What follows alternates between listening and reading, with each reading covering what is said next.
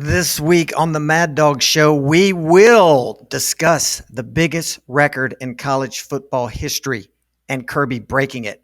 Dr. Feelgood, also known as Dr. Schnetzer, will give us an injury update, and it's a long list. Dogbone.net provides stats that matter, courtesy of Burt Hodges. Buffaloe will be Buffaloe. And yes, that is his only name. Dawger, not his real name. It's changed to protect the guilty. Dawger will enlighten us with his gambling choices. And then special guest, former UGA kicker Hap Hines joins us. So shut your door and put headphones in, because what's next is edgy and nervy and gutsy and not safe for children and not safe for work. So put on your big boy britches, because the Mad Dawg Show is next. It's time for the Mad Dawg Show, coming to you live from the Park Group studio in the heart of the Bulldog Nation. The Mad Dawg Show is proudly sponsored by The Samford Company, Dogbone.net, Bulldog Illustrated, Classic City Collective, The Park Group Marketing and Media, Bib Distributing, Sellers Construction, Ventures Barbecue, Go Clean Co., Jay Lee, Attorney at Law, Pelicano Construction, Jags Pizzeria, Macon Monogramming, Ortho Georgia, Cherokee Brick, Progressive Communications, Butler Auto Group, ASP, Ward Mini Storage, Walthall Oil Company, Beach Services, Willingham Sash and Door, and Cranford Chiropractic. Now, here he is, the Mad Dawg. Simmer down, everybody, just simmer down. The sky ain't falling. It's not. It's not the end of the world. There was only one thing we failed to do last week, and that was cover. We didn't cover the spread. And since I don't gamble, I don't care. All that matters is that we won. That's all that matters, right? Now, having said that, at halftime, I thought it was over. And you did too. Mentally, emotionally, and spiritually, I had a funeral for the winning streaks. I adjusted my season goals. We had to run the table now, and that's okay. We've been here before many times. And then a funny thing happened. The second half started, and thank God there's two of them, right? A totally different dog team emerged. They were focused to the point of being possessed. It was like their hair was on fire. Do we still have problems to correct? Yes. Is the kicking game one of those problems? Also, yes. Is Mike Bobo one of those problems? Hell no. And if you're one of those crybabies whining about Bobo, I want you, yes, you, to listen the closest. Listen all the way to the end about what I'm going to say about this. Mike Bobo knows a lot about playing quarterback at Georgia because he did it very well at Georgia for 4 years. He's recruited and developed and coached quarterbacks like Aaron Murray, David Green. Who else? Oh, yeah. A quarterback who was the number one pick in the NFL draft named Matthew Stafford. And I can promise you that if you asked any of those three quarterbacks about Bobo, they would speak glowingly of him. They would consider his detractors to be football illiterate. Shall I go on? Good, because I believe I will. Bobo set the record for most points per game by any OC ever at Georgia, a record that Todd Monken didn't break. And Monken had a hell of a lot more talent around him than Bobo did. Bobo set that record not with Aaron Murray, not with David Green, not with Matthew Stafford. He set that record for points per game with Hudson Mason as his quarterback. Very well worth noting that, because you forgot about Hudson Mason. I didn't.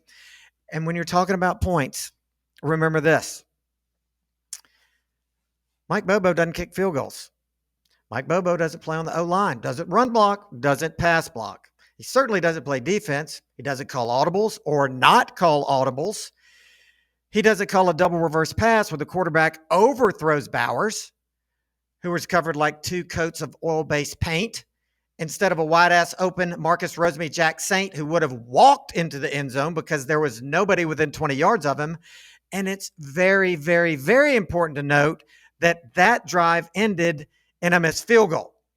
So when the Bobo bashers whine about a dive that doesn't work, ask yourself these 3 questions.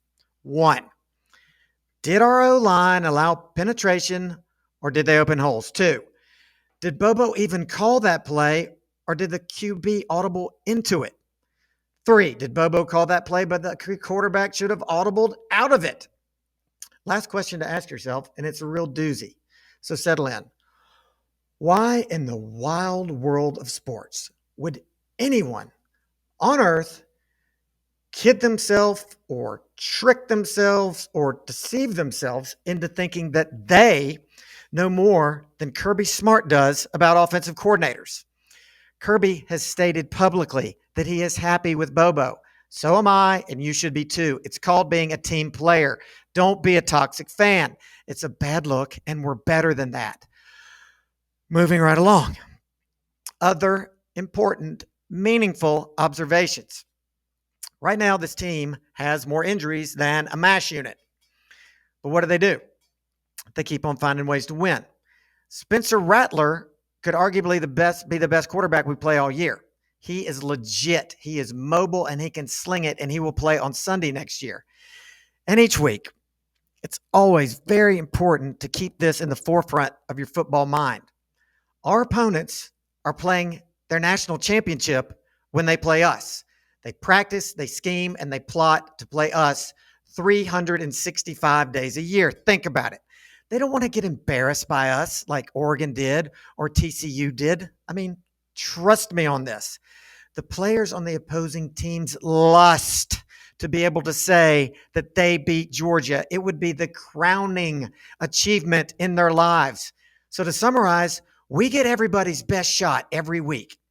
And to those who disparage our schedule, let me say this. I'm not going to do a top 12 this week. I'd like to just do a recap of what the top 10 did last week. Here we go. You know what we did. At number 2, Michigan beat Bowling Green. Well, I can assure you that the Cox are better than Bowling Green. At number 3, Texas played Wyoming. Again, the Cox are better than Wyoming. Number 4, FSU played Boston College. Do you see a trend yet?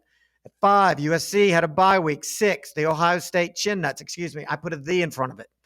Ohio State Chin Nuts. Maybe I should be the Brown Eyes. I don't know. They played directional Kentucky, Western Kentucky. The Cox would crush Western Kentucky. 7, Penn State played Illinois. What'd the Cox do to them? You knew the answer. 8, Washington played Michigan State team in shambles. A high school team would have beat Michigan State this week. They're swooning and they're spiraling. Sparty is hurting. If you'd like to give me, if you'd like me to give you my thoughts on the Michigan State situation, I will sum it up thusly.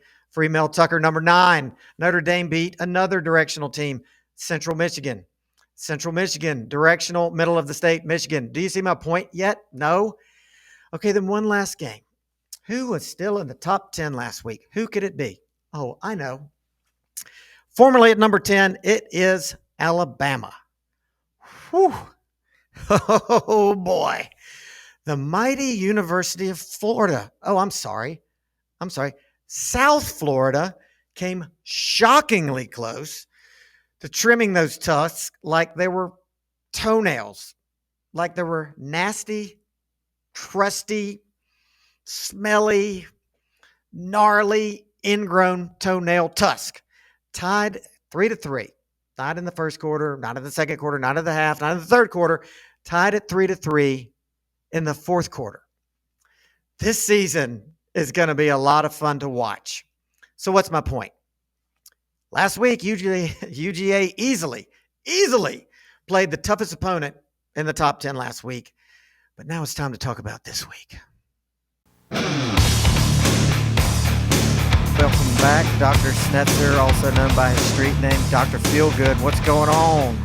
Oh, man, glad to be back. Had an off week last week, but back in the saddle again this week, looking for another hopefully another big game Saturday. Well, we hope so, but you've had a lot of homework because Kirby said this is the longest injury list that Ron Corson's ever given him. So let's cut straight to the chase and let's talk about Lad McConkey. Yeah, they're not giving a whole lot of information on what's going on. We know it's something to do with his back, which there's so many different things it could be. I wish I had more information. They think they're not expecting him really to play this weekend. Right. Fingers crossed that it's just a pulled muscle is what we're really hoping for. The last thing we want is if he's got other things it could be herniated disc, could be like a fracture of one of the transverse processes, kind of part of the back that takes some time to heal. But they keep calling it kind of an odd injury, and so he said, what would that be? What would we consider an odd injury to the back? Well, he said at one point, and he's been real cryptic and vague with it. He said it's a very long word. I can't pronounce it because it's too long. And usually when Corson's talking to me, there's a back and forth, and I'm saying, well, what do you think is come back from this high ankle sprain, blah, blah, blah. But he said, with this injury, I'm just listening and I'm trying to learn because I've never dealt with it before. And so it almost feels like a high ankle sprain of the back. It's like if you tweak it, it's back to, square one. Yeah. And so, that makes me think it's got to be some kind of more, I honestly feel like it's got to be more muscular than anything. Just, he's got a sprained back for, simplest terms there. And then, everybody just reacts to it differently. It just takes time. It's one of those things, none of us are patient. We're all ready to get him back in there, and he's ready to get back in there. You probably see him walking around and he looks okay. You're like, why is he not playing? But, it's different. There's a difference between walking on the street and playing in a game. But yeah, because he's out there, like we said, hamming it up with the guys on touchdowns, and he looks great. But obviously, looking good in your jersey on the sidelines is a whole different ball game from being in there with pads on and strapping it up. Yep. So I guess the bottom line is it's just like Pickens in 21, and it's just like Mitchell in 22. He's going to play when he plays, and other than that, we got to figure it out until then. Yeah, we can just give us more to talk about every week. Well, yeah, we'll give more. Luckily, the receiver room's deep. The injury on defense that really impacted us that everybody's aware of is Javon Bullard and his ankle. Yeah, he just wasn't able to go. And I would imagine if he's still in any way hobbled, they're not going to put him out there against UAB. I would assume so. Again, I think they're still just listing him and I think Kirby said it in his press conference. He's just day to day. I'm assuming he's probably not going to play this week. We got a big one next week going to Auburn. Mm-hmm. So I think anybody that's close this week is probably not going to play. And if they do, it's very limited just to kind of get them up to speed a little bit before game next week. What about Amarius Mims? Yeah, so here we're back on the high ankle sprain, right? I feel like we've talked about this for 2 years, right? And he, along with several of the other guys, have had these high ankle sprains. And again, I think I even touched on this last year a little bit. This tightrope procedure they're doing now is really a newer procedure. I think we heard about it probably 5 or 6 years ago when we were playing Alabama. I think Jalen Hurts may have had one, and then Tua had one. Yeah, I think they each may have had one. I think maybe Jalen had one after the SEC championship, but before like the playoffs or something. Like had a real kind of a tight turn it was. This is kind of a newer way to address these high ankle sprains when they're pure ligaments, kind of injuries. Exactly between the two the ankle, them together to allow that, ligament that between them to up. I hate high ankle sprains. You never used to hear about this. Did you, when you were playing line for Georgia, did anybody ever have a high ankle sprain, or was it just categorized broadly as there last time? It was always referred to them as ankle sprain. Right. In high school, that lasted 6 weeks. They're painful, and they are hard to. They really are. In there. Maybe they haven't had as much of the kind of notoriety. We have kind of, I think, with all the that we have now, the coverage, I think things are a little different. You can see these things more often, but Yeah, Have you heard they've been anything on, have you heard anything on Kendall Milton? You know, it was like possibly a sprained MCL, but I haven't really heard Yeah, I anything think they else. said, yeah, possibly sprained MCL. I mean, that's what I'm hearing, but that's about as far as I've gotten there. Again, a lot of these are just, sprained MCL, sprained things here. I mean, I feel like it's a lot of smaller things with some of these guys that we're just kind of waiting and biding time. Explain to me why a sprained MCL is not a big deal. Because for me, when I hear ligaments and you've sprained a ligament, it would just seem like that's worse than a high ankle sprain. Yeah, it's just all in how they heal up. The MCL is kind of on the inside, the middle part of the knee, kind of gives it a little stability. There's many other ligaments and more muscular attachments around the knee that can give it some stability. They typically heal back, especially the low, like a grade 1 or a grade 2. They heal back fairly quickly, and people return fairly quickly from those. The high ankle sprain is basically the tissue that's between the two bones of the shin that go up and down, and so it's a much longer area. And there are muscular attachments. So I feel like maybe less muscular attachments around it to kind of give it more stability. And so it's one of the things that just takes time. For whatever reason, that was a longer time to heal. Right. Right. Well, any other injuries you can think of we need to talk about? I mean, we got a long list. We can keep going through them here. I think we hit on Mims. We got another couple guys that got some ankle sprains. Robinson.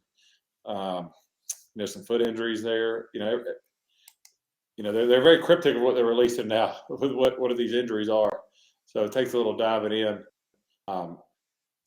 But Yeah, I mean, we're the walking wounded already, and we're 3 weeks into the season.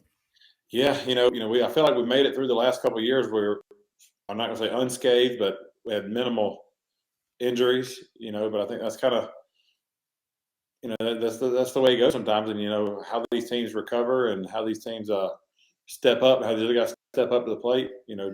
Truss moved in, and we had another guy move in at guard, and they looked good second half off the line. So I mean, next got to have the next man up mentality, which I think they definitely have, and that's a good thing with recruiting, right? I mean, we got a bunch of 4 and 5 stars there, so one goes out, there's another one right behind them coming in. I think that's one of the biggest differences in this team from years past is that if one person goes down, where it's not it may be a little bit of drop off, but it's not as much. And the drop off may just be because of experience, not talent. I mean, the next guy behind him may be more talented, just less experienced at the time. You're exactly right. That's the upside to injuries is these guys who normally would have had to, wither on the sidelines, they're getting that invaluable playing time, those reps on the field that you just can't replicate in practice to give them that confidence for the future. Yep, and we're playing a lot of guys, man. There's a lot of guys getting on the field on Saturdays. So, these younger guys are getting those reps. They're getting in there, and so they're coming in even more prepared than say if they're just coming in and hadn't played anything. So, you were at the South Carolina game, right? I was, yep. Yeah, I saw you from a distance. I was trying to get your attention, but you were too far away. Yeah, and I was surrounded kids everywhere. I think I had 3 of my kids with me. So, yeah, I think so. I think you had an entourage. I did. Yeah. We were having a good time. Well, we are on a super tight timeline tonight, so I'm going to go ahead and let you go, and I need to bounce to the next guy. Yeah, man. Do your thing. All right, man. Thanks again, Dr. Schnetzer. Yeah, buddy. Hopefully see you back next week and have a much shorter list. Yes, we're counting on you. All right. All right, man. See you. Bye. And back with us once again is Burt Hodges from dogbone.net. How you doing, brother? Hey, what was our fancy stat word we used last week? Do you remember that fancy stat word we had? I don't remember the fancy stat word. Yeah, it was called reversion to the mean. Reversion to the mean. Yes. Yes, and so what we saw in week 3 was a lot of reversion to the mean. But when I brought it up, it was about Florida and Tennessee. And you and I both agreed that Florida could not be as bad as they were in week 1 against Utah. And what did we see in week 3? Some reversion to the mean. Boy, did we. Wow. I mean, I knew about the history there, and I thought that Tennessee was going to have trouble. I didn't know they were going to be in that much trouble. It is remarkable the streak that Florida is on with them in the swamp. Like, that is just incomprehensible how bad Tennessee plays down there. And I saw a bunch of, I guess it was a low light tape that somebody put together on Milton. Everybody talks about how strong his arm is, but he's not accurate at all, especially on Yeah. deep balls. He will just overthrow people continually. Yeah, and that's always been the critique on him, and I don't know if they're going to be able to fix it this year. So Tennessee's got a problem with that. That'd be such a shame. Yeah, it is. It is a shame. Yeah, I mean, we're seeing a lot of quarterback problems right now, especially at Bama. So it's fun to watch it somewhere else, as long as we're not having it. Yeah, exactly. And speaking of Bama, you had shared with me some very interesting stats that you didn't even Yeah. have to look far to dig them up. No, no, they were right there, and they're so fascinating because you think back to the 2020 Bama team, which I consider our last two national championship teams two of the best teams of all time. But that 2020 Bama team was just absurd. They had Mac Jones at quarterback, Devontae Smith, Jalen Waddle. I think Najee Harris was on that team. I mean, they were sick. They were an offensive machine. Bama today, that watching that Bama game the other night, it reminded me of like the early 2000s Bama when they were just really struggling to be mediocre. And I think that's probably the way a lot of Bama fans saw it too, was, you saw stuff out of that offense that you haven't seen from them since Nick Saban's been there. And they've always been able to, at least recently with Bryce, mask it with just his phenomenal play. And the question for me is how did they get here? How did they get to a place where they don't have a quarterback? They got four and they've really got none. Is it because of the constant or relative constant turnover with their offensive coordinator? Is it because people think, well, Saban might not be there by the time I graduate? What? All of the above? I mean, I can't figure it out. Yeah, yeah. I mean, I think there's, that coaching attrition plays a role, but it's not just quarterback. I mean, if you think back over the years, they have dominated the wide receiver position. I mean, they have put so many wide receivers in the NFL. I don't see any wide receivers on that roster that are first round picks. They've dominated running back. Think of the running backs that are in the NFL. And I don't see an NFL caliber running back on that team either. So, it's all the skill positions now. Yeah, it's really bizarre, actually. I mean, to think about, I don't even know why they're favored to beat Ole Miss this week, other than they think it's just going to be the typical massive, Bama rally at home, and all the fanfare. It's a night game, but I think Lane Kiffin's going to have something for him. Yeah, I mean, that may be a legacy. That line may be a legacy of years past, kind of baked into that. But, we talk about reversion of the mean, and I don't even want to say it with Bama because I would love for them to not even revert to the mean. And I'd love for them to be stuck right here, averaging 13th in the SEC in passing yards per game, yards per pass, yards per play, offensive success rate. Sack percentage, they're last in sacks. It makes no sense. Yeah, and apparently Ole Miss has a pretty decent pass rush, so that should be interesting to see how that plays out. How is Bama's rush defense? I don't even know. They can't be great because, when we go and look at the net yards per play, they're mediocre in everything. They're mediocre on offense. They're mediocre on defense. So I don't think it's stellar. I think, Kirby years ago stole all of the best defensive line guys that used to go to Alabama. They're all playing in the NFL and played for Georgia. So, that pipeline of D line to Bama, that left when Kirby left. Yeah, and I mean, just thinking about their D and just what Ole Miss has on, the offensive side of the ball. I mean, that Judkins kid is a real deal. Mm-hmm. And if he's able to get in there and run, how it's going to open up for the pass. And I mean, it could just be Kiffin having a field day. And he would like nothing. I mean, that's his dream scenario, is to go into that stadium and light them up. And just mow over them. Yes. And so far this year, in two of his games, Kiffin the offense is averaging over 9 yards per play, which is just absurd. And it's the reason when we look at the net yards per play in a minute, why Ole Miss is number one is, let's see, the first game of the season, I can't remember who they played, but they averaged over 9 yards per play. Oh, it was Mercer. They played Mercer in the first game. Right. And then last week against Tech, I told you Tech had a pretty decent offense, but a pretty poor defense. And Ole Miss averaged over 9 yards per play against Tech. So they're dominating on offense right now.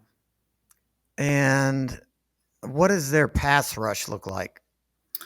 Well, I think that I read they have 9 sacks in 3 games, so that's pretty solid. And if Bama's last in sacks given up, then something's going to have to give there. I saw the headline that Milroe's going to be back at quarterback, and we'll see how long that lasts in this game. The experiment in the South Florida game did not work well for him, though. No, and I heard, I don't know if this was a rumor or a fact, that Milroe was held out of that game for disciplinary reasons. That was why he didn't play at all. Did you hear that? I did not know that. No. That could be a rumor. But, Milroe, man, that guy's athletic. And if he could just clean up, 2 plays in that Texas game, take those picks back, Yeah. they might pull that one out. So you got to think, they get into this game at home. If he just is careful with the ball, it could be a shootout. Yeah, I know. And, maybe they need to do some more design running plays with him. I mean, the guy's got wheels. He's almost like a running back. And just protect the ball. These coaches hammer it into their heads. And I think we kind of saw that with Carson Beck in the first half of the Georgia-South Carolina game where, these guys who haven't played that much, I think they play overly cautious at times, because the thing that Kirby and all these other coaches don't want more than anything is you being reckless with the ball and turning it over. Protect the ball. That's all they hear. Yeah, absolutely. And man, I'm banking on the fact that this should be a comfortable win. Have you looked at the stat of SEC coaches all time? I know you have. And their first I was going to bring that up. Yeah, bring it up. Dive in. That one fascinated me because, I knew Kirby's winning percentage was pretty good, but and it's gotten a lot better since Mad Dawg show's been on the air. What are we, 32-1 now? 32-1. So that helps pad that stat percentage too. But yeah, he'll be 85-15 with a victory Saturday against UAB, which is a better winning percentage than Bear Bryant, Nick Saban, Steve Spurrier, or any other SEC coach in their first 100 games. It's astounding. Okay, Spurrier, I can get that he beat him, but Saban and Bear Bryant, now we're in some serious history. Right. Yeah. Oh, I know. There's some national championships in there for them too. But if you take out Kirby's rookie year, and just the level, the quality of play since then is just phenomenal. COVID year, yes, we lost 2 games, but every other year we've either lost 1 regular season game or 0 regular season games. Mm-hmm. That was unheard of prior to him. Well, so's an 85% winning percentage, after, what is this? Is this year 8? Yeah, year 8. He's got to have one of the highest winning percentages of any coach out there for anybody who's had at least 5 seasons. Yeah, I know. The stat was SEC, but I'd be curious to see what it is nationally, all time. Hey, well, I know a guy who can find that information out. Right. All right. That'll be next week's show. That'll be next week. Okay. Yeah. After we're celebrating this 100th game, we'll figure out where he ranks nationally in the first 100 games, because he's got to be in the top 5. No disrespect to the UAB Blazers. We're not writing down the W yet. We're just looking at what Vegas thinks. Trent Dilfer apparently in his press conference, it sounded like he's just excited to play. He's like, we're going to be in an SEC stadium. We know it means more. I don't think UAB is very good this year. What's their record? I don't know. They've either won one game or 0 games, but I know that they got beat last week by a bad team, and that is not an FBS team. So Right. I don't think that we're expecting a lot. And thank goodness. I mean, looking at our injury report, I was going to send you the stat of our injury report because apparently Ron Corson said this was the longest injury report that he's ever seen. Oh yeah, we just talked about that with Dr. Schnetzer. You'll see when this comes out. We really kept him on his toes this year. We let him have a week off last week, but this week we really got it out of him. Oh my goodness! Yeah, you could have done a whole show with unfortunately this week. Yeah. What did he say about Ladd McConkey's back? What is going on there? Man, he tried to explain it to me, but I'm not smart enough to regurgitate it. You're just going to have to watch. And it's like I said, first year, 2 years ago, we were on Pickens watch all year. Last year, we were on AD Mitchell, and right now it feels like we're going to be on Ladd watch all year. I hope not, but it just seems like it's just one of those, tweaky, weird ones. Yeah, I know. Hopefully it's just like a muscular thing. But yeah, Kirby sounds really frustrated with it too. Like, last year with Mitchell, he kind of vocalized how frustrated he was with AD's progress. And apparently that kind of played into AD leaving and going to Texas and us, going into the portal. But, this year I know it's not because Ladd's kind of loafing and doesn't want to get back. He doesn't seem like that kind of player, but Kirby's definitely frustrated with it. Well, you keep hearing all this stuff and you expect him to be walking around the sideline all stiff like Frankenstein, but you see him, cutting up with the players and you're like, he looks all right to me, but of course he's not. But what do I know? Well, we've got I think if we get through this game, get Kirby his 85th win and get some people healthy going into Auburn in this October. Because we've got the whole meat of the SEC schedule coming up and we need some healthy guys for that. So this is a good week to have an easy team, and hopefully keep the offense rolling like they did in the second half against South Carolina and get some young guys on the field and give our guys a break and get as many people as we can healthy for Auburn as possible. That's exactly my thoughts. And if you're the least bit dinged up, sit this one out. Yeah, right. We don't need you. It's clear there are some guys that are hurt that we need right now. And number one on that list for me would be Javon Bullard. Right.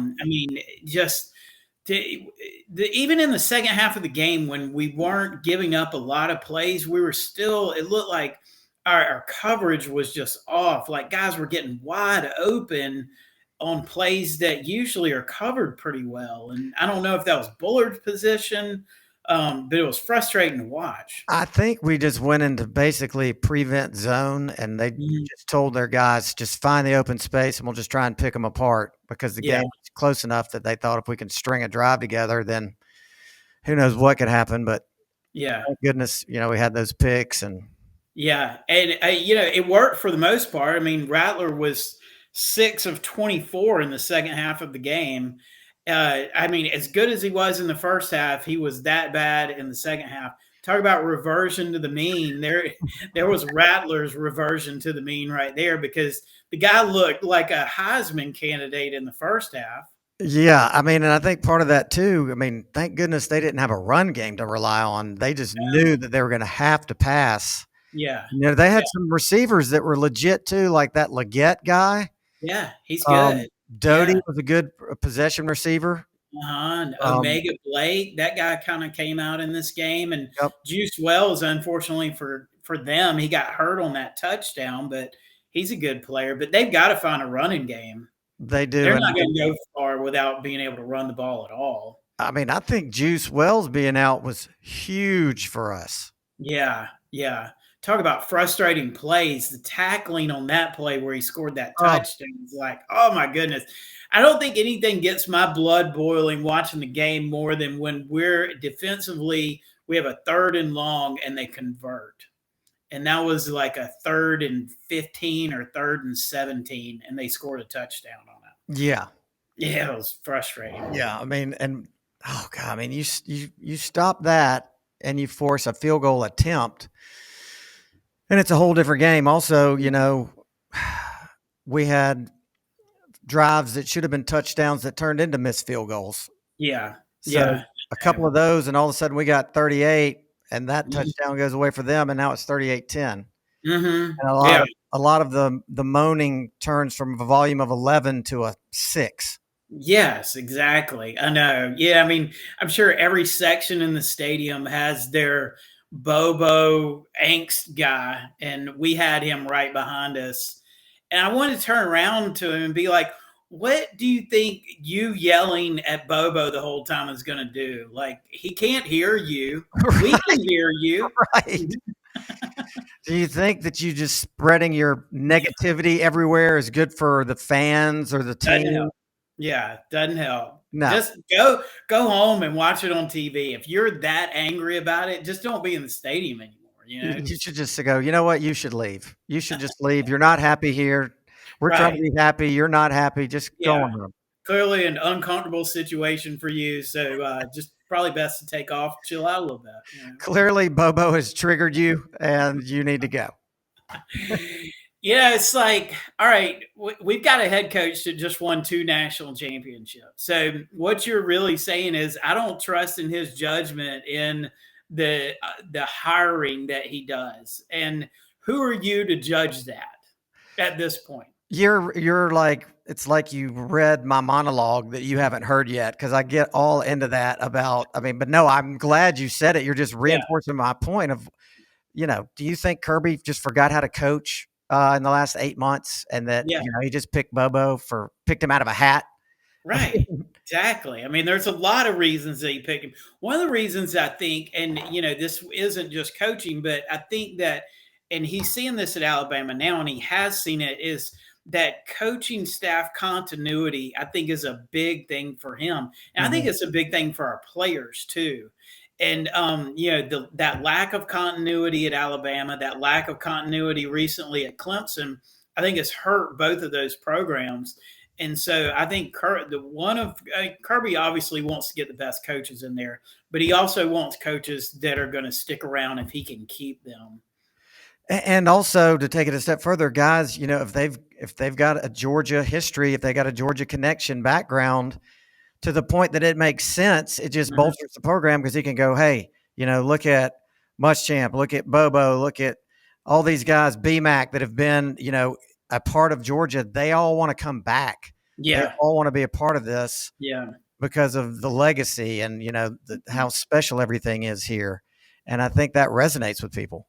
Absolutely. Yeah. I mean, that's a selling point for the recruits. It's like, look, these coaches love this place. All these coaches used to play here and they want to be here. This isn't a coaching staff cobbled together from guys who are all over the place. These are people who grew up here, love the program, are going to be here for a long time. And they're guys who have been head coaches or could easily go be head coaches somewhere else and make more money, but they'd rather be here. Yeah.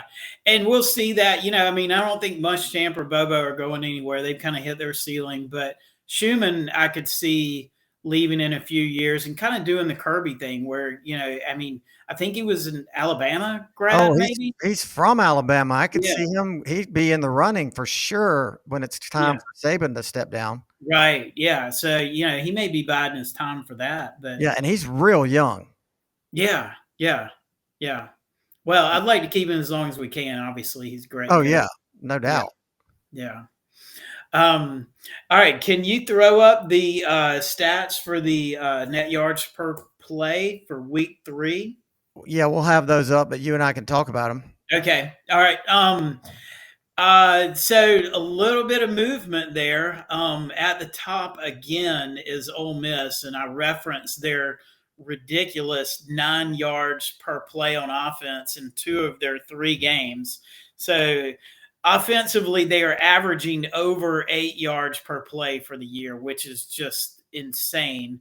A really good offensive team, like let's say LSU 2019 with Joe Burrow, they averaged a little over 7 yards per play. So Ole Miss is a whole yard ahead of that offensively. Defensively, they're giving up 4.4, so their net yards per play is a ridiculous 3.79. So there will be some reversion to the mean with Ole Miss and Alabama. I guarantee it. If they run over Alabama by a net 3.79 yards per play, then it'll probably be Saban's last game at Alabama. Oh, that place will come apart. So they're way at the top right now. Kentucky's right behind them, and I was like, why is Kentucky at number 2 at 3.2, which is pretty strong.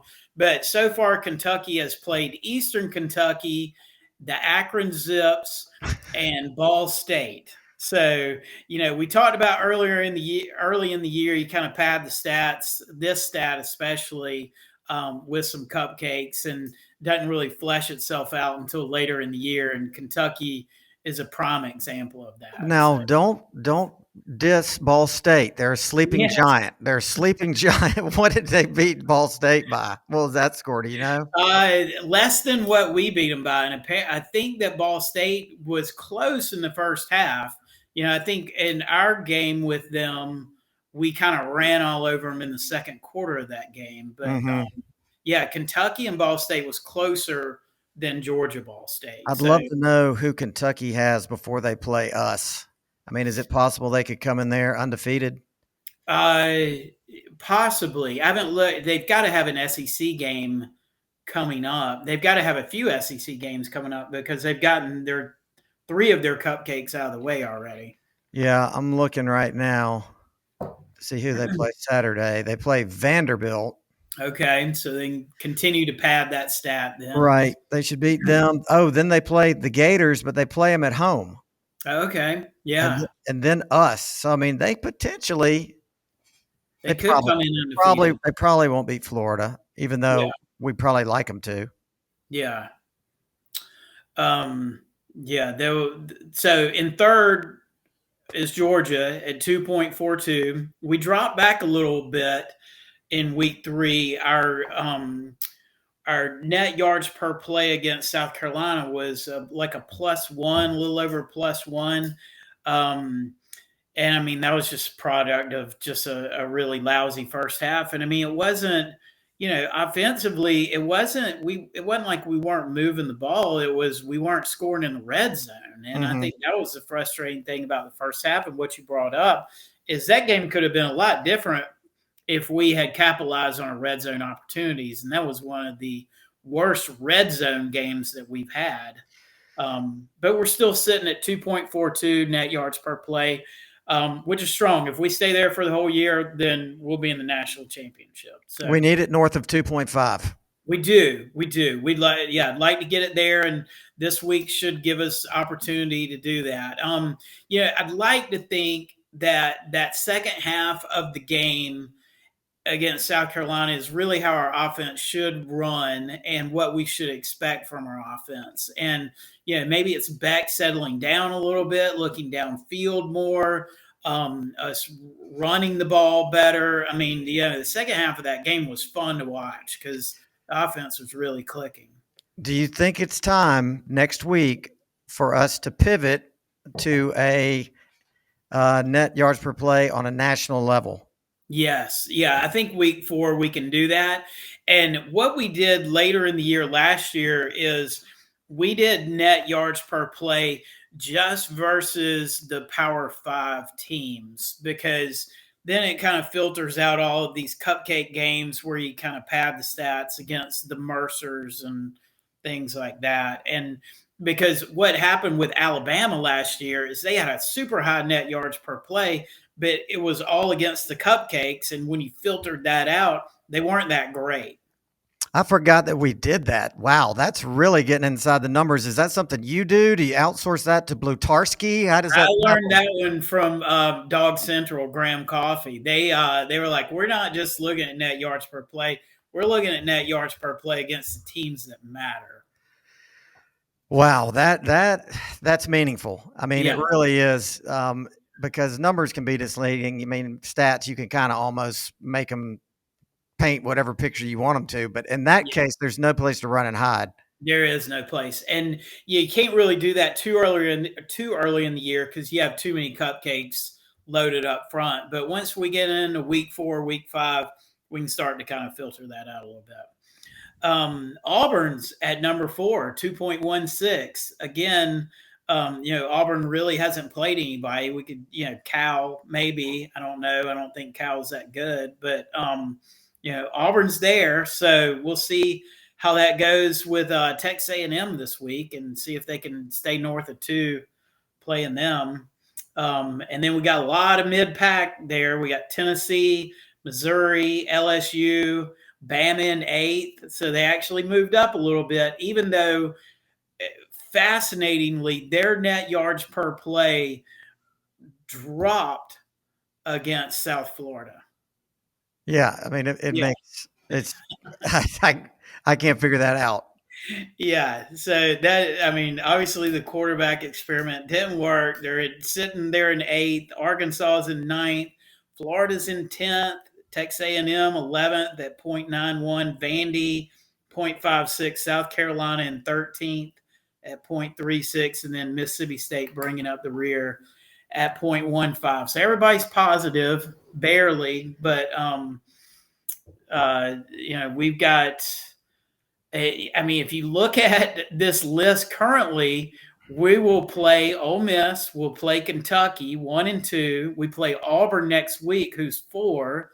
We play Tennessee, who's 5. Missouri, who's 6. So if this holds, these games may be tougher than we thought, but I don't know if that will be the case. To me, the most intriguing one is Texas A&M and Auburn, because you just feel like you're not really sure what either one of them has, and it's going to be at Texas A&M, right? Isn't it at Texas A&M? Yeah. Who's going to bring it in that game? Something's got to give there. Texas A&M, I mean, every year we hear about them being good, and then they turn in pretenders every year. Auburn's clearly on the uptick with the new coach. It's like how much momentum can they get this year? We'll find out a lot about both those teams this weekend. I think we want Auburn coming off a win, not a loss. Yeah, I agree. That stadium's going to be tough. I mean, it's funny. A lot of the visiting stadiums that we play in, Vandy, for example, I mean, we dominate the attendance in stadiums like that, but Auburn, their fans are going to show up for that game, and they're going to get their best, just like South Carolina gave us their best. I'm just glad it's not going to be a night game. Yeah, no, 3:30 CBS. Get to listen to Gary a couple more times. Mind reader. I think I'm going to have to turn him down. I just cannot stomach him. It's terrible. Yeah, I went back and watched. You were at the game Saturday, right? Oh, yeah, but I rewatched it. Yeah, I rewatched it too. And I rewatched the first half on mute because I knew there was no way I could listen to Gary describe what I was watching on the field. Well, anytime somebody does something bad, it's always like, well, here's what I would have done. It's like, well, great. You just saw what happened in the play. Of course, you're going to tell us what you would have done and how it would have worked because you have the benefit of having watched what happened. Right. Oh, quarterback hindsight. Yeah. The best Paul Feinbaum I ever saw was somebody came on the show and was complaining about him. And Feinbaum goes, Gary, the problem is nobody cares what you would have done. Doesn't matter. Commercial. Doesn't matter. Right. It was beautiful. Yeah.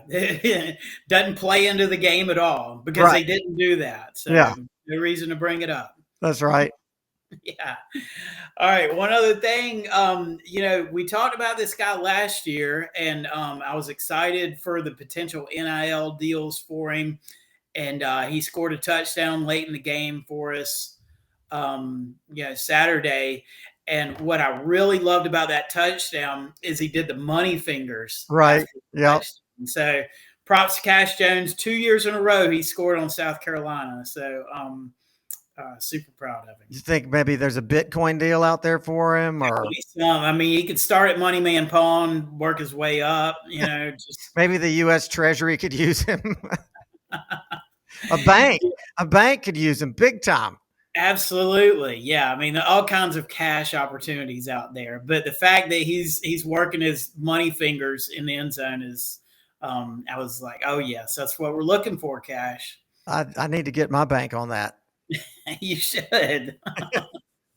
Yes, get him to do some commercials for you. Exactly. Yeah, I mean, I've seen the guys in Athens, so we got guys sponsoring, doing like Onward Reserve and doing some of the food places. Yeah, so We're trying to get Stephen Farmer back on here with the Classic City Collective. So that will be the first question I ask. Yeah, who's the NIL deal with? I mean, it's a natural fit.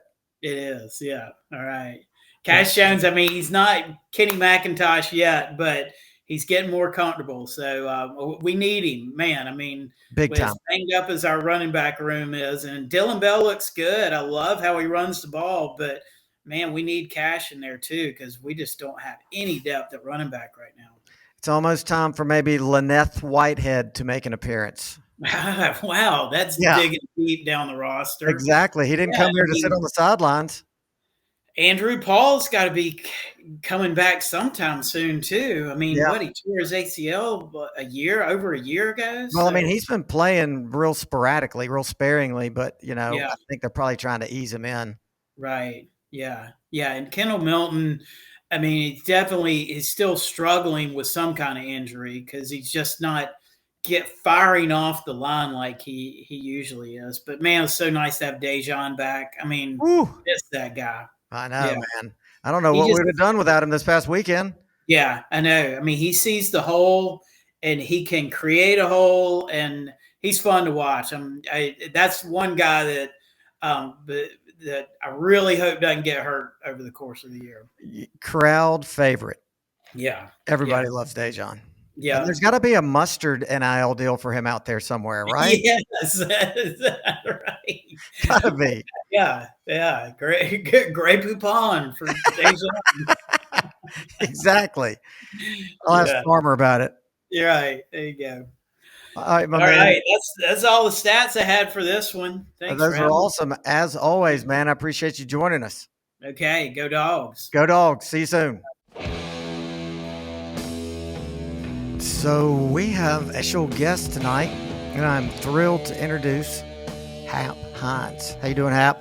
I'm doing good. How about you, my man? I'm doing great because you're here. Remind everybody when you were at Georgia, the years you kicked there.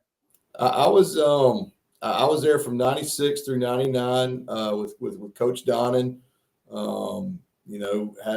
I think probably what's kind of neat is when my junior year, Coach Smart was actually my holder on PATs and field goals. So really, that's a great little factoid there. And trust me, he knows how to calm a kicker's nerves and how to get you focused and all that. So we're going to be all right. There's not a whole lot that guy can't do. So I think like you said, everyone's just got to trust Coach Smart and follow his lead. And I think he's shown us that he's the man. Well, I'm definitely in that camp of trust Coach Smart. I don't know how you could not trust him, given his history as a coach, especially the last 2 years. One quick question. Did you ever attempt to run a fake with Kirby as the holder? They didn't do that, as much as I wanted to. They've kind of got that Statue of Liberty play where they throw it behind your back, and if you get a real sharp rush off that edge, they can sometimes run too much inside and you get outside of them. But I don't think they had a whole lot of confidence in me to be able to catch the pitch and run for the first down. So I had enough on my plate mentally, just try to make the kick. So did you ever have to yell at him because of a bad hold? Never. Let me tell you, I mean, honestly, these are things you really appreciate as a place kicker. I mean, every time we go out there, and let me tell you, those holders have a lot on their plate too. I mean, they've really got to take the snap clean. They got to get it down, hold it just at the right tilt, get the laces away.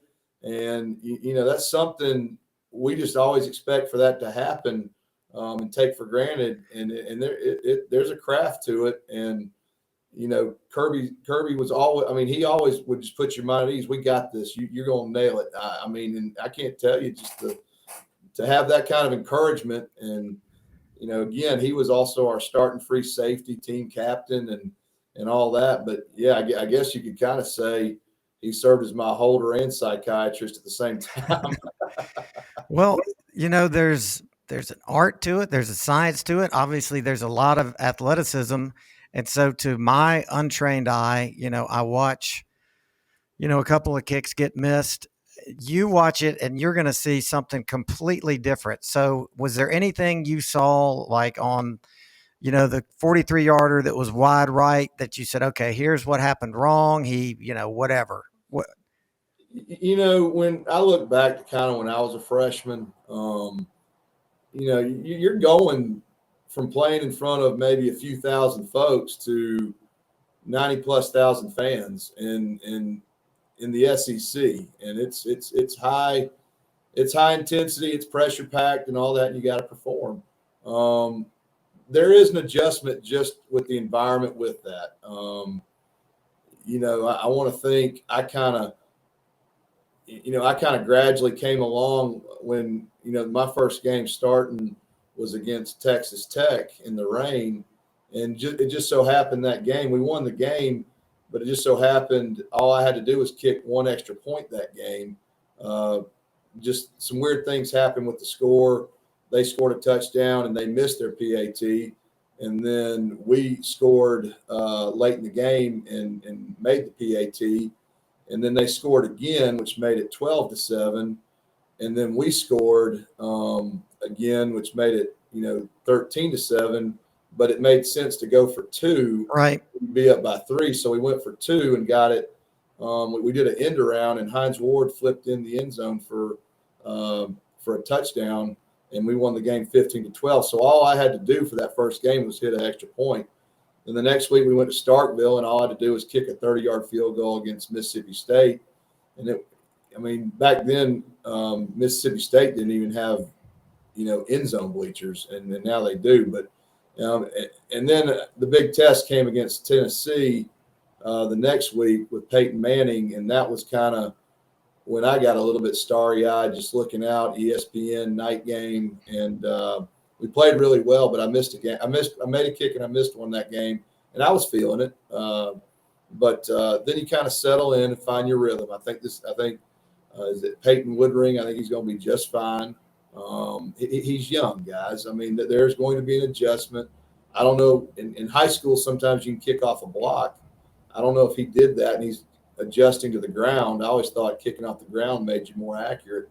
But, you have to get the ball up a little bit better, too, on your trajectory. But he's going to be fine. I mean, once and Coach Smart knows exactly what he's doing, how to handle him. He knew exactly kind of what made me tick, what gave me confidence when he was my holder. And I can assure you he knows what he's doing with this kid, too. We're going to be okay, and he's going to be fine, too. So what's harder, kicking at Sanford Stadium with 95,000 dogs holding their breath quietly while you kick, or kicking in Neyland Stadium where you got 110,000 crazy hillbillies screaming at you? You might find this interesting. This makes me feel real old. I've had people ask me what was the loudest environment you were ever in, and I say LSU in '98, and most people are like, yeah, that makes sense. I was like, well, let me tell you something. LSU, in my opinion, was louder because in 1998 that stadium held 80,000. Now it holds like 100-something thousand, but in '98 it held 80, and it was louder at 80,000 than Neyland Stadium was at 100,000. So just a little SEC knowledge for you. Well, it makes sense because those Cajuns are certifiable lunatics down there. They were legally insane. I think there was a guy that yelled at me the whole time down there where my kicking net was on the sideline. It's real close to the stands. It's on top of you. I don't think he saw a play the entire game because he was yelling at me down at the fence all liquored up. What was the longest kick you ever made? In a game, I hit 54 twice. And I'm sorry I'm not up on my Hap Hines knowledge. I didn't get a chance to study enough, but definitely, obviously, I remember you. Did you have any walk-offs? I didn't hear you. What's that? Do you have any walk-off kicks where like you kicked it and maybe the game didn't end, but it was basically over when you kicked it? 30 seconds left, something like that. Um, we played Ole Miss in '99 and hit a game winner there at 48 yards. It was pretty fun. Pretty good memory. We played Drew Brees in the Outback Bowl, Purdue, and I kid everybody that we were down by 25 points. We were down 25-0 at one point in that game, and tied it, and it went into overtime. And their kicker missed their field goal. They went 3 and out and missed a field goal, and then we got the ball, and it just so happened our offense, took the ball literally to the half-yard line, right in front of straight ahead in front of the goalpost, and Coach Donnan called for a field goal. And I guess I like to kid people and say I've got the shortest field goal in the history of college bowls. Yeah. So it was what? We won that game 28-25. 17-yard winning field goal? Yeah, it was shorter than PAT. So you've already mentioned some serious names that you played with. You played with Kirby, played with Hines Ward. What were some of the other dudes that you ran around with back then, 96 to 99? We had a great group. It's really cool to see kind of what these guys are doing now. Mike Bobo was quarterback, for my freshman and sophomore year. Real good friends with Brett Milliken was my roommate and good friend, and he played running back. Quincy Carter was quarterback my junior and senior year. Trey Sipe was a safety. I could go on and on. Patrick Pass, Champ Bailey was in our signing class. Who's that? Champ Bailey? I'm not familiar with him. Was he good? He was pretty awesome. I would say this: these guys, as wonderful athletes, they were just great friends and teammates. I really think I hit the lottery with the best teammates in the history of the world. Yeah, you had just some big time names. Michael Greer played wide receiver. Yep. Great, been a great friend. Was in my wedding. Randy McMichael. Guys I go on, the Lucky Brothers. Yep. They were just awesome. Bruce Sills, Paul Snellings, John England, a lot of great guys. Corey Phillips, like I said, Doug Davis was our snapper. Ryan Sanderson, just a lot of guys that we stay in touch with a lot today. So when you're there, did you have Golf and Donnan? I was Coach Donnan. I was his first signing class. Okay, gotcha. Yeah, those I just barely missed you. I was 89 to 93, but I'm sure we know a lot of the same folks just based on your age. Where are you from originally? I'm from Marietta and living in Noonan now. I'm a high school principal, and I've coached high school ball, tennis, and football for several years, and got into administration. I was athletic director at East Coweta High School the last 6 years, and then took a principal job at the CEC. So I'm very, very, very. I enjoy what I do, and it's great to be around kids. And I attribute a lot of what I want to do professionally because of the wonderful experience and the wonderful coaches that I had at the University of Georgia and teammates. You like that team atmosphere setting, and it just made sense to kind of make an extension as a career. So no more coaching. No more coaching. I'm administration now. Yeah. Well, never rule it out, right? Not at all. My wife's from Noonan, so that's how I ended up in Noonan, Georgia. But that's a great part of the state. Great city too. I got a son who's in the 4th grade, daughter who's in the 8th grade. So I'm a blessed man. You're a blessed man, and you're a busy man. Yeah, very busy. Yeah. 2 kids at that age will keep you running. Well, Hap, I really appreciate you having the time to carve out for us today at the last minute. call me anytime to talk some Georgia football. I love it. It's just really cool to see a lot of guys you played ball with. I mean, granted, I was the place kicker. They were the ones out getting dirty and rough and tough and all that. But it was the greatest time ever. Just awesome guys, and like I said, just it is really cool to see Coach Smart and what he's doing now. He was a leader back then as a player, and he was a great leader then. He's a great leader now, and I'll close by saying he was one heck of an awesome holder. That's how he wants to be remembered, right? He was a great holder. He's accomplished a few other really neat things as well, but he was a great holder. Oh, that's hilarious. That's awesome. Well, again, Hap, thank you so much, and hope to see you soon. Anytime. Thank you for having me on my show. Absolutely. Have a good one, Mad Dawg. And once again, we welcome back the man known only by one name, and that is Buffaloe. What's going on? Hello, Mad Dawg. How are you? I'm good, man. We're 3-0. You know, just trying to push all the negativity away that some in the Dog Nation want to kind of sling around, but I'm rising above. I hope you are. I am. I was wrong. Last week, I came out guns a-blazing, saying that we were going to cover. You talked me into a cover. I said we weren't going to cover. If I had a lot of money, I would throw to the Mad Dawg fund there on that loss. But hey, I was wrong. I usually don't do that, but maybe this team needs to evolve a bit.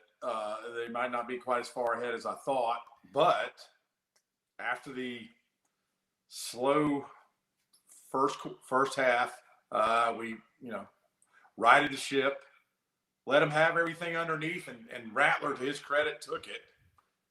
And, it kind of hurt us.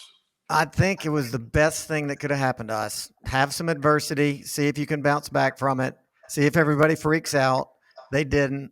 We did all of this with a lot of guys still hurt and more getting hurt. Mims, McConkey didn't play. We did get Dejan back, of course, but to me, the biggest worry is the kicking game, which Hap Hines just came on and told us not to worry. It's going to be fine. It's a lot to adjust to, going from 2,000 people in a high school stadium to 100,000 people, and I get that. Yeah, and as Kirby alluded to, the red zone defense in the first half had a little, they were not what we're used to, and then with the kicking issues and the red zone offense was sputtering. But hey, at halftime I actually jumped up before they made their drive at the end of the first half and went to get something to eat. And I thought I'd just hang out in the concourse, and came back 14-3. I was like, man, if we don't score right after halftime, I'm going to be nervous. And then if you watch the Kirby video that the school released today, I don't know if you've seen it. Oh yeah, man, play by play, what a different locker room. I thought it was going to be a tirade, but he calmly kind of patted everyone on the back, and maybe that's what he's got to do with his team early, is kind of ease them along like a father teaching a child how to ride a bike, and you see what happens. We had 21-0 in the second half. Great deal.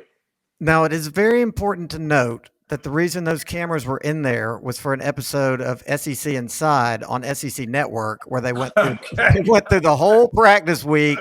They did, they redid the whole. I mean, they were in the locker room. I mean, he knew those cameras were there, and that was going to go onto a show,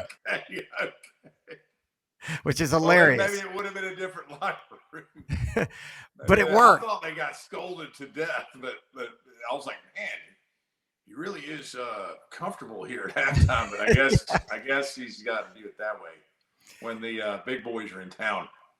Yeah, well, I don't think that the rest of the world was ready to hear some of the rants that have been leaked out of that locker room. They're definitely not safe for work. I, at halftime, amongst other things, was retracing my steps throughout, getting to the stadium. I figured at some point I must have inadvertently run into you and not known it, based on what I had seen go down, but clearly that hadn't happened after what we witnessed in the second half.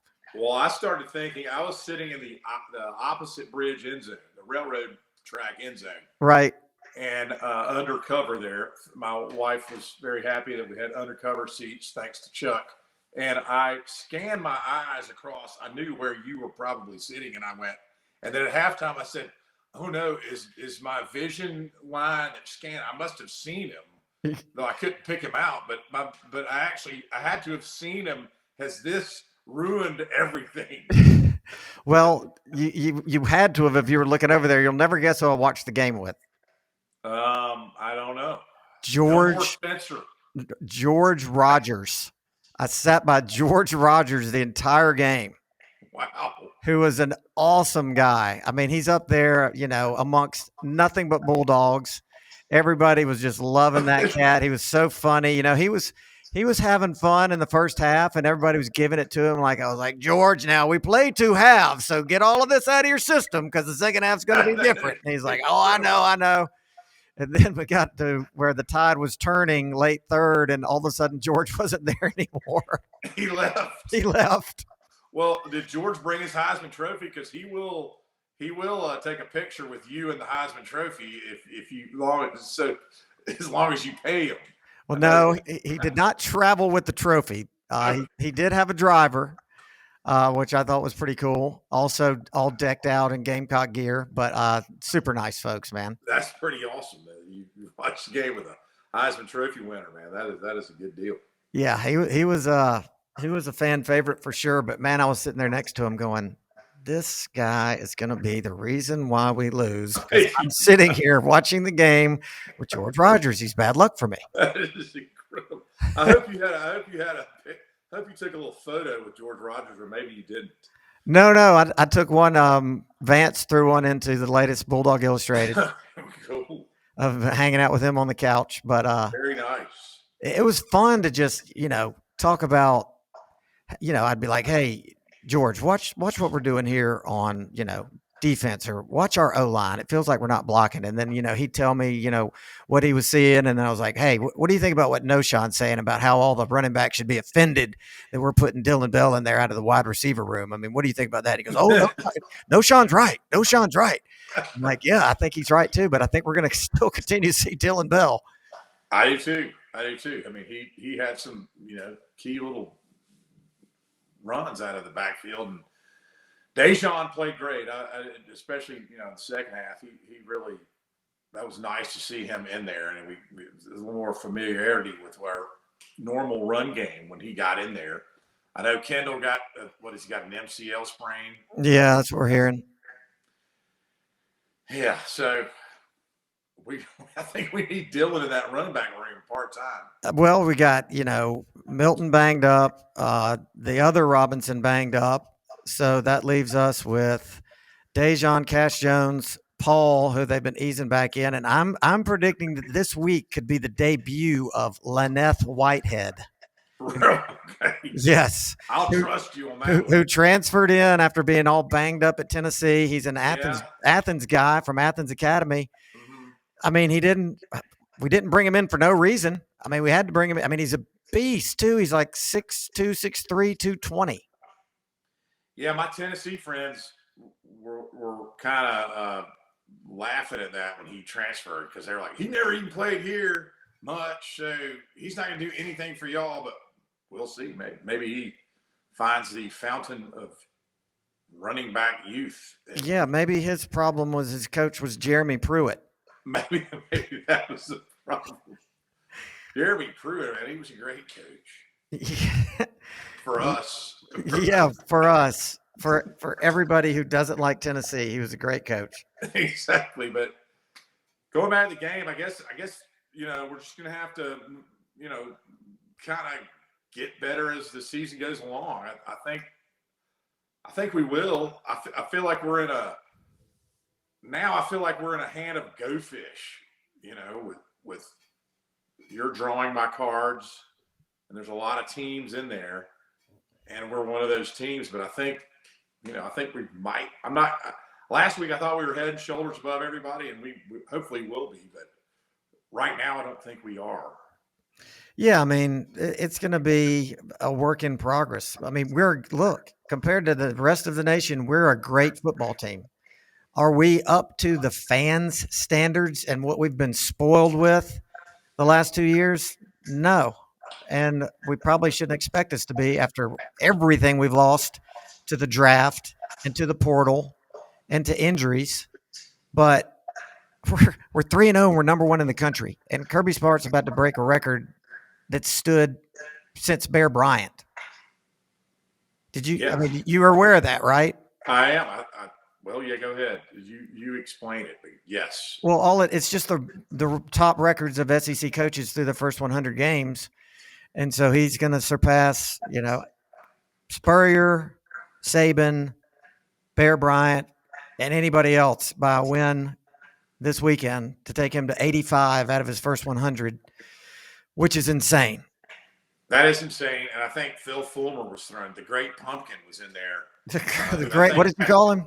The Great Pumpkin, the big pumpkin. Remember when he wore that orange pullover when he was really firing on weight? He was 83 and 17. I remember off that graphic, but you're exactly right. Saban is at the top with 84. Spurrier and Phil Fulmer with 83. Bear Bryant at 81, and Kirby's already at 84. So he's at 84 right now, 84 and 15, right? Yep, he'll pass Spurrier. I mean, barring a disaster. Well, you'll have to cancel the show. If we lose to UAB, this show is over. No, I'm just saying, it is over. This is a loser leaves town match. Yeah, exactly. From Gordon Soley, you're out of here. That is when we hired Kirby initially. I just wasn't sure about that. I wasn't either. I wasn't sure either. So I'm going to say again, I was wrong. Like I was wrong last week. I was wrong, and I was like, I don't know, man. I remember talking to people.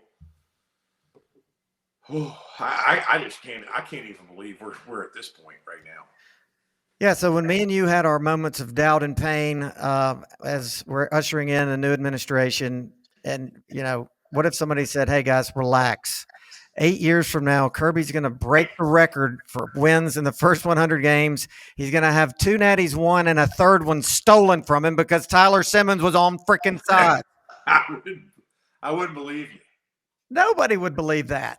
And that last bit happened in year 2 after the first year when we were shredded at Ole Miss and came back and beat TCU we beat TCU in the bowl game, which I was very happy about, but it was kind of a lackluster game. To think that they did that in year 2 and got all the way there and routed people on the way there. And in year 1, didn't we almost lose at home to Nicholls State? Yeah, we almost lost a pocket change. We lose to Nicholls State. Nicholls. I was like, we're about to lose to Nicholls State. I wasn't at that game. I was like shaking my kids, going like, "Do you understand that this will be the greatest upset not only in Georgia history but in the history of college football if Nicholls State comes into Sanford Stadium and beats us?" And they're like, "Dad's lost it. Just leave him alone." Yeah, because Nicholls State was full of railroad hobos, miscreants, wayward Skid Row people, and they just came in there and they threw down on us. They did. Like, my God, we're going to lose the pocket change. And I'm sure you had nicknamed them that on the spot or even prior to the game and definitely after. No, it was during the game. I'm like, man, do you realize? I told Laura, I was like, this is bad. This is when I thought, I don't know about all this. And man, am I wrong? I mean, look at what's happened now. I don't know. Well, and we lost to Vandy that year at home, didn't we? I believe we did. Yes. A third of the losses came in the first year. Yeah. We lost 5 games that year. A third of the losses. 7-5. Yeah. Or 8-5, whatever we ended up. 7-5 won a bowl game, won 8-5. Yep. And look at us now. I can't believe it. Now people are chanting, "We want Georgia." Yeah, Texas. Hey, Texas didn't want much of Wyoming, I guess. Woo! Fourth quarter. I mean, the whole top 10 just kind of phoned it in last week. Yeah, FSU, 21? I mean, I didn't watch that game because I was getting ready for ours, but I went into our game thinking that game's done, and when I got out, I'm like, my goodness, BC came storming back, and yeah, there's nobody that really stands out. No, there's no dominant team like there have been in the past, like, LSU of 2019 or Bama of 2020 or, us last year.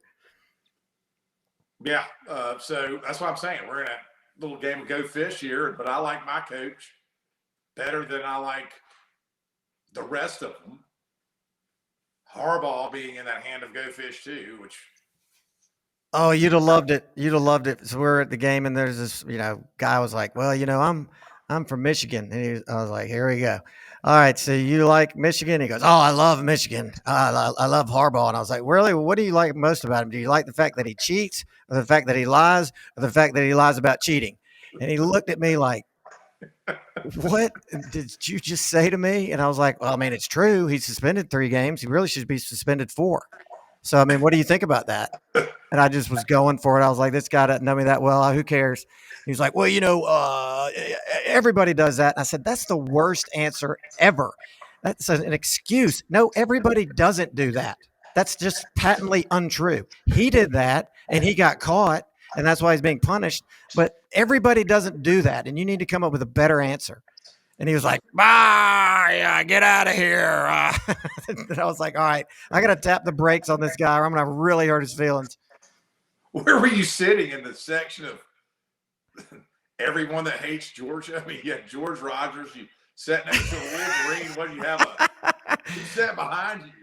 I was sitting with a dear friend who was entertaining wealthy people, and okay. And I was the poor guy just pissing them off. Yeah, you ruined your buddy's whole deal there. Yeah, I did. I made up for it. Well, great game.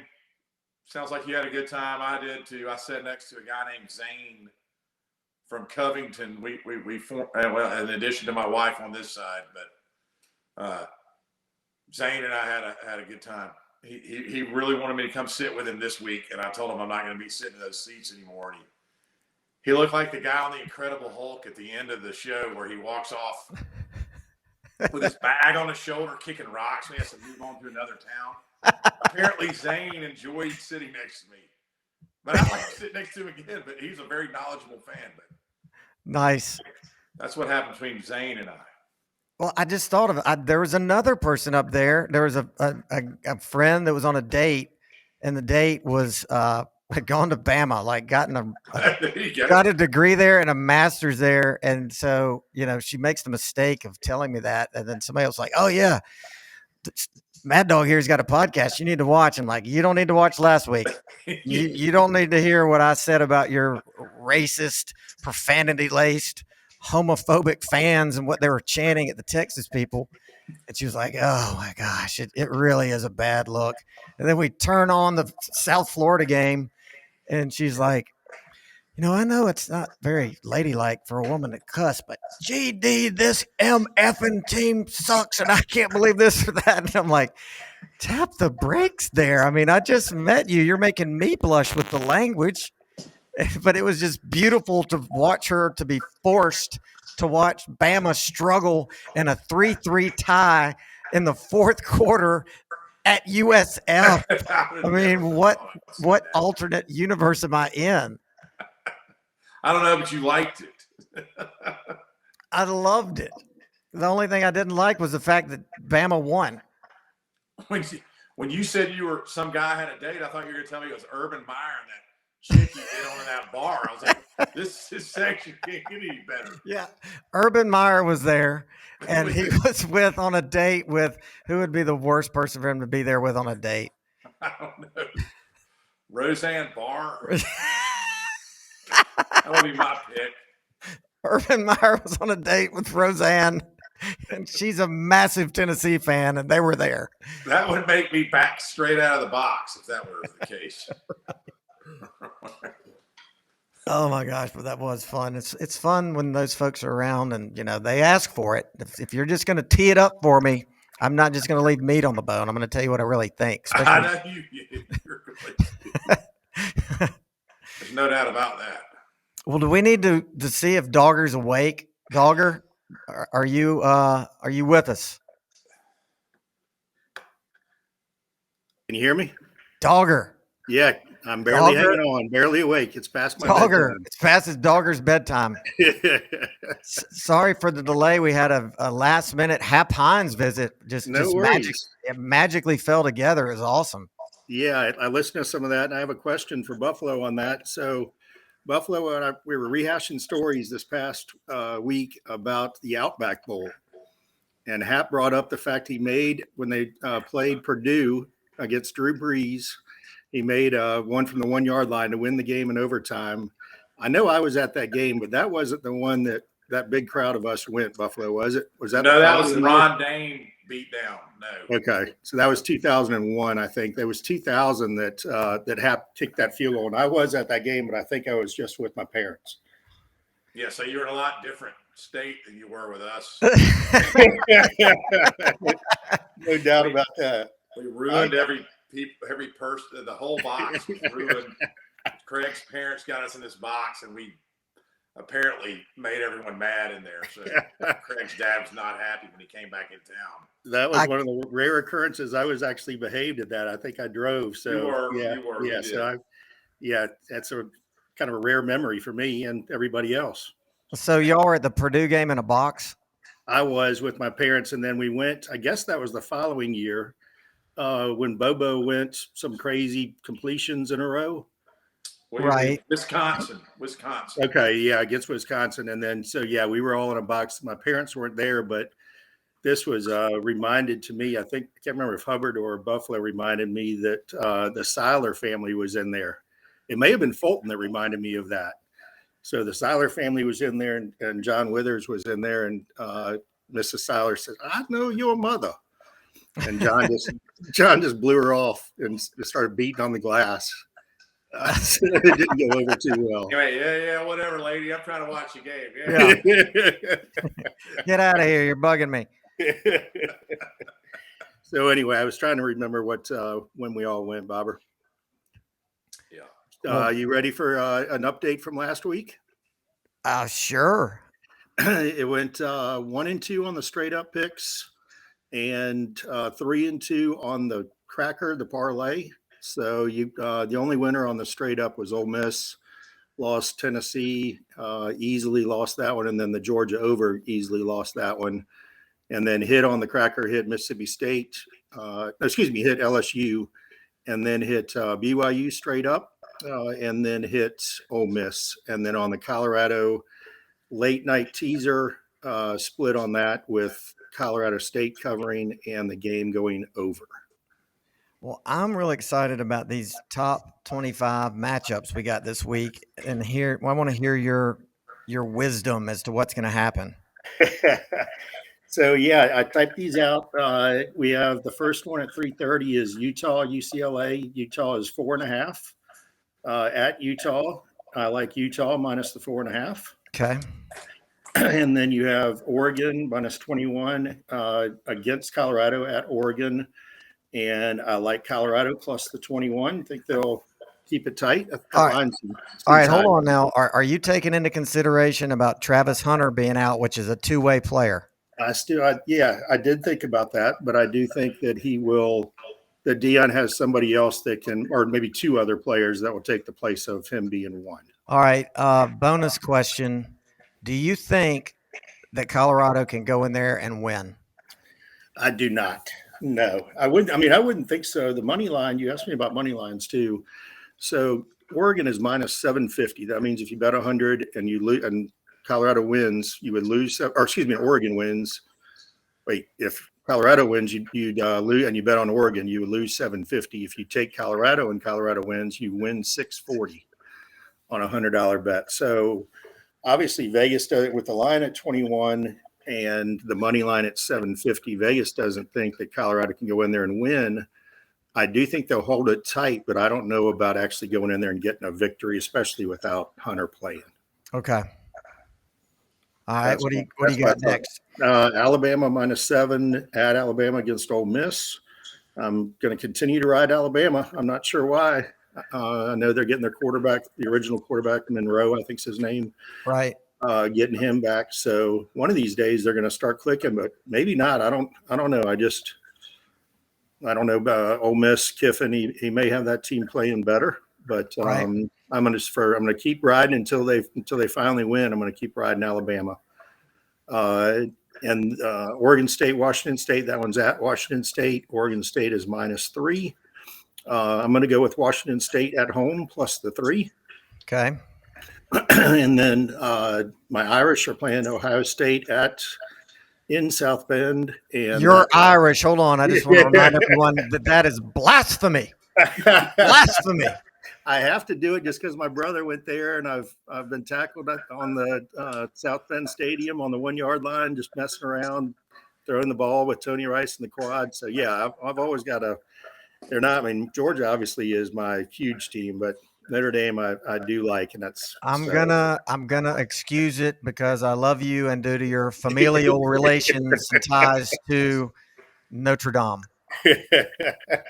So yeah, Notre Dame +3, and that one gets to Ohio State, and then the last one is Penn Wait, State. back up, because I was thinking about it. Did you pick Notre Dame to win? I did. Oh, no, just to cover the +3, but I will take them to win that one too. Hey, let me tell you something. Nobody likes watching Ohio State lose more than me. So Yeah. I will be. I can't. No, I don't know if I'll say I'll be pulling for Notre Dame, but if they beat the crap out of Ohio State, I'd be happy. I hear you. Yeah, Ohio State on the money line is -160, and Notre Dame is +140. So yeah, I wouldn't mind putting some money on Notre Dame on the money line for them to win straight up. I mean, touchdown Jesus should count for at least 7 points in the spread. It should, no doubt. And then the last one is Penn State is -14.5 against Iowa. And I am going with Penn State to romp all over Iowa. And I really like the under in that game. What is it? 40. Yeah, because Iowa can't score points. They can't score anything. Oh, and that's a very interesting tangent to go on is Iowa and the OC's contract that if he doesn't score an average of 25 points per game, he gets canned. I mean, is Vegas taking odds on? They got to be taking odds on whether he does it. I'm sure they are. I have not seen that. I'll have to look that up, but I was not aware of that one. Can you imagine that? You know, the whole world knows you don't average 25 points, you're out. I mean, does he get to count defensive touchdowns? That's a great what question. Are you talking about? We scored 31 this week. That's true. Ran 2 picks back, buddy. Yeah. 25 seems like a high number for a team to average, but maybe, I don't know, maybe not in college. So that'll be tough. If it's high, you know, they want to get rid of him. Yeah, that's right. You know, he's the coach's son. I did not know that. Yeah, Okay. what the guy, Ferentz, it's his son. Gotcha. Nepotism action. Yeah. They're like, look, Get rid of it. we love you. We're going to give you one last shot. Your kid's got to score 25 a game or he's out. Just like Jim Herrick, his son that ran that sham class. What? Remember Jim Herrick, and he had his son on the staff? Yes. And he had that fake PE class that nobody had to go to. You know, that's what happens. You know, Wait, family in there, and things go to pieces. So he had an off-book class that somehow you'd get an A, and then it'd wind up on your report card. That's right. I remember that. Yeah. See, it sounds like me going to golf. Just ask Joe Biden and his son Hunter. Yeah. That's true. This is not a political realm, but yes, he is a bit of a liability. I think that's fair to say. Mm-hmm. That's what happens. So it's definitely a lot of good games. A lot of the 3:30 and the evening games are all going to be, I think, really good games. Hopefully the Dogs aren't definitely going to keep it on. I maybe have to go dual screen for the first time in a while to watch all these other games. But yeah, it's a better slate than it was last week. For sure. My son has to go to a wedding, and he was lamenting that fact that it was an afternoon wedding. It was just wrecking every game he wanted to see. One question, Dawger. what does Vegas think about Auburn and Texas A&M? I did not write that one down. Hold on. I know second. I'm throwing you a total curveball. That's fine. I can pull it up here real quick. I did have that up. And we need to be watching that one. I want Auburn to win. I would like that as well. We need ranked teams on our schedule just so people will shut the hell up. What time is that game? Is it 3:30 or is it? I think it is. I'm getting to it. Hold on. I can look that up. All these games are listed by order of time, right, on the Vegas sheet. All right. Here it is. Nope, that's the wrong one. Where is Auburn? Yeah, where is it?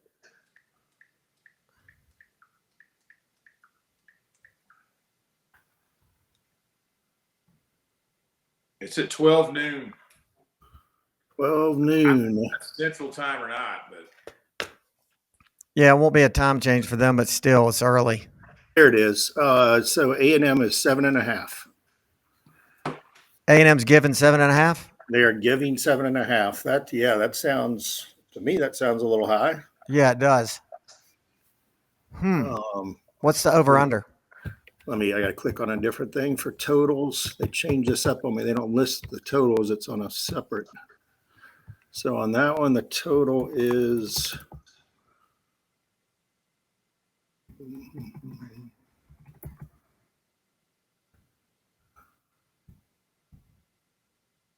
All right, the total is 51.5. I tell you what, man, Auburn's 2-quarterback system. It kind of scares me. That's the kind of just, quirky, gimmicky thing that it's just hard to scheme for. It's just more stuff you've got to practice for. It's like we talked about last week against Cal. Only 14-10. I do like the under 51.5 there against A&M. Mm-hmm. I think Auburn does have a decent defense. So, yeah, obviously they need to figure something out on offense. Remember when we played Clemson that time and they had Whitehurst? I think that was him. And then they had Deshaun Watson as the youngster. I thought Charlie Whitehurst played for Florida State for some reason. No, I'm talking about David Whitehurst. Okay. He played for Green Bay. His son was Clemson's starter.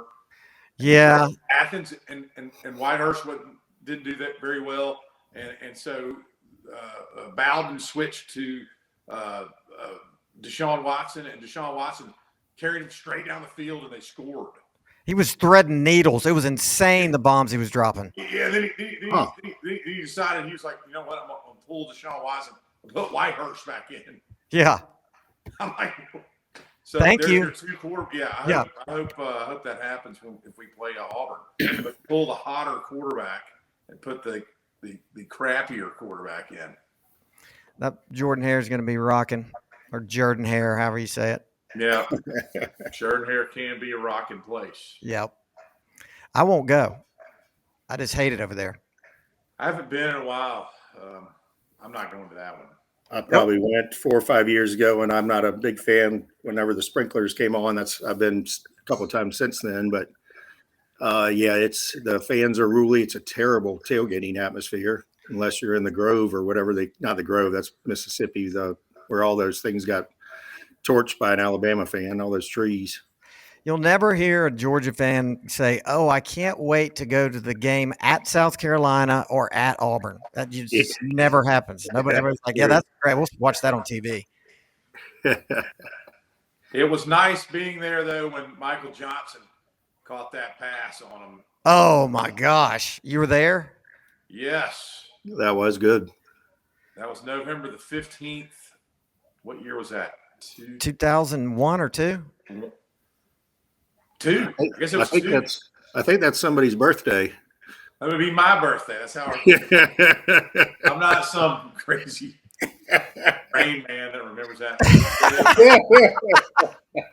Hey, was Bobo the quarterback? He was, wasn't he?